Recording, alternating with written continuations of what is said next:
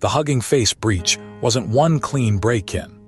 OpenAI's official report describes several distinct compromises, and that changes the risk completely. The headline everyone got wrong was that this was a contained platform breach with a single point of failure. What's actually emerging is a more troubling picture. Interconnected AI infrastructure creates multiple routes to sensitive systems, credentials, models, and data. Attackers don't need to defeat every security layer. They need to find the weakest dependency, then work sideways. OpenAI's account is now the clearest public description of the incident, covering its scope, attack sequence, and consequences. That matters because AI companies rely heavily on shared repositories, external tooling, and machine-to-machine credentials. One compromised account can become an entry point into a much larger supply chain. Here's the urgent part. The industry is racing to connect agents with code repositories, cloud services, and deployment systems. Every useful connection increases capability, but it also creates another place where stolen credentials can do real damage. I think the lasting lesson is that AI security can't stop at protecting model weights. Identity, access controls, and third-party dependencies are now part of the model perimeter. Builders should inventory every token their systems use, shorten credential lifetimes, and assume an external service could be compromised. Security vendors win if they can provide continuous monitoring across that entire chain. Platforms that treat security as a compliance document lose, because attackers are already testing how the pieces connect. You're watching the Build Bench AI brief, where the signal matters more than the headline. That security race is unfolding alongside a brutal economic one. Alibaba has released Qwen3.8-Flash-Next, a preview of its Qwen4 architecture built around what it calls ultimate cost efficiency. The model uses a mixture of experts' design with 125 billion parameters in total, but activates only 6 billion for each token. That's the number to watch. The full parameter count gives the model capacity, while selective activation can reduce the compute required for each response. Alibaba also claims lower training costs and stronger coding and office benchmarks than several larger competitors. The obvious story is that Alibaba has produced another efficient model. The deeper story is that frontier AI may be turning into a price war faster than Western labs expected. If a 6 billion active parameter system can deliver competitive results, buyers will start questioning why they're paying premium prices for every routine coding task, document workflow, or internal assistant. Honestly, I think the benchmark victory lap matters less than the architecture's effect on pricing. Alibaba doesn't need to prove it has the world's smartest model.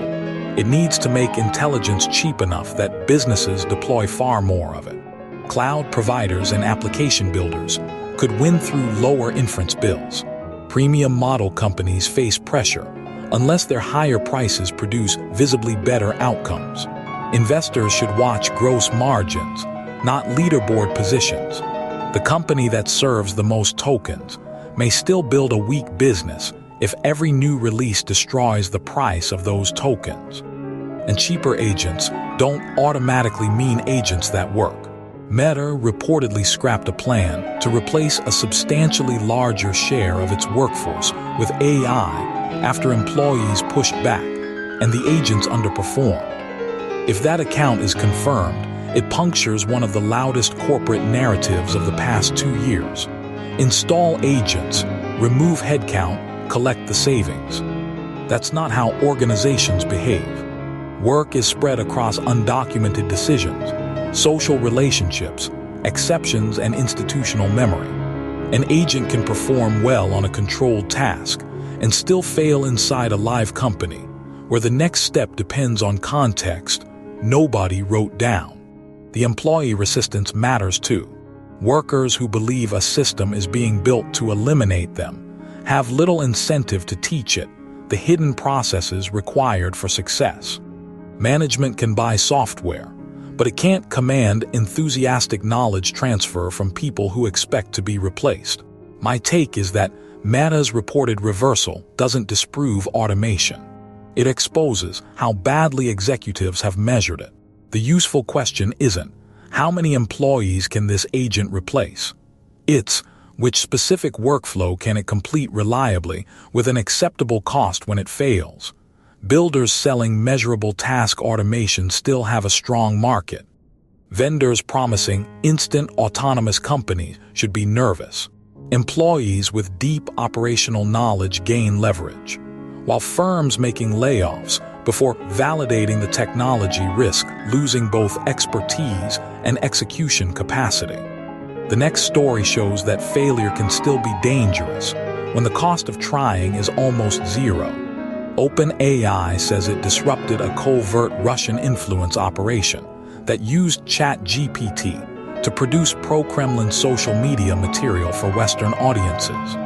The campaign had limited reach, so calling it a major propaganda success would be wrong. But its infrastructure deserves attention. Multilingual content and fictitious institutional branding are components that can be reused and scaled.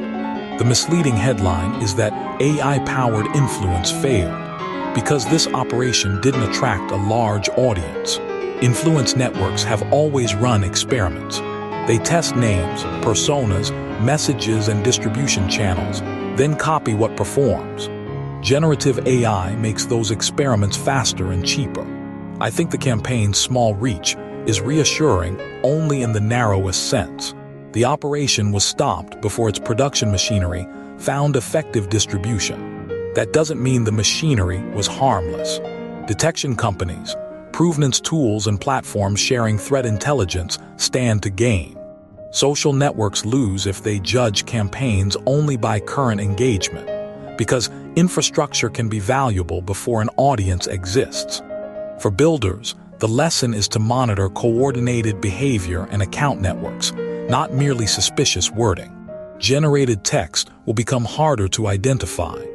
Operational patterns remain more revealing. That brings us to Sam Altman's latest deadline, and one word doing far too much work.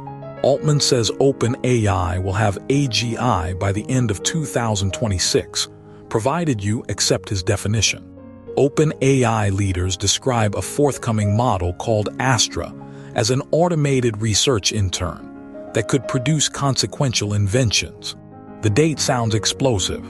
The qualification is the real story. AGI has no universally accepted test. If OpenAI defines it as a system able to perform useful research work across many domains, an advanced research agent might qualify. If the public hears a machine with robust human-level competence, independent judgment, and reliable performance across unfamiliar situations, the claim becomes much harder to defend. I find the research intern framing more informative than the AGI label. An intern can generate ideas, run analyses, and accelerate experts while still requiring supervision. That would be commercially significant without settling a philosophical argument about general intelligence. Research software, scientific tooling, and companies with valuable proprietary data could benefit quickly. Businesses expecting a self-managing digital scientist may discover that verification remains the bottleneck. Investors should ask what Astra can complete, how often it fails, and how much expert review it needs. A dramatic label can raise capital and expectations. Only repeatable output creates durable value. Finally, the information war is moving from fabricated institutions to fabricated faces. Pro-Kremlin Telegram channels circulated deepfake videos that falsely showed two Ukrainian lawmakers advocating peace talks. NewsGuard reported roughly 130,000 views across 2 weeks. The clips pushed surrender rhetoric through people who never said those words. The immediate lie can be disproved. The larger damage survives. Each convincing fake gives audiences another reason to distrust authentic footage later. Political actors then gain what researchers call the liar's dividend.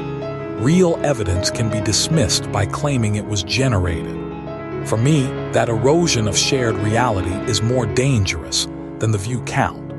A deepfake doesn't have to persuade everyone. It can succeed by delaying a response, dividing an audience, or making certainty feel impossible during a crisis. Media organizations need rapid verification procedures before the next high-pressure event, not after it. Authentication providers and trusted capture systems have a growing role. Platforms that rely on labels applied days later will lose the timing battle. Builders should focus on provenance, distribution tracking, and fast communication from verified sources. Detection alone will never be perfect, and a correction that arrives after the narrative hardens may barely matter. That's your brief. Same time tomorrow. And if you're building in Canada, use the Build Bench Grants tool to find funding programs matched to your company, project, and stage, so you can spend less time searching government pages and more time preparing applications that fit.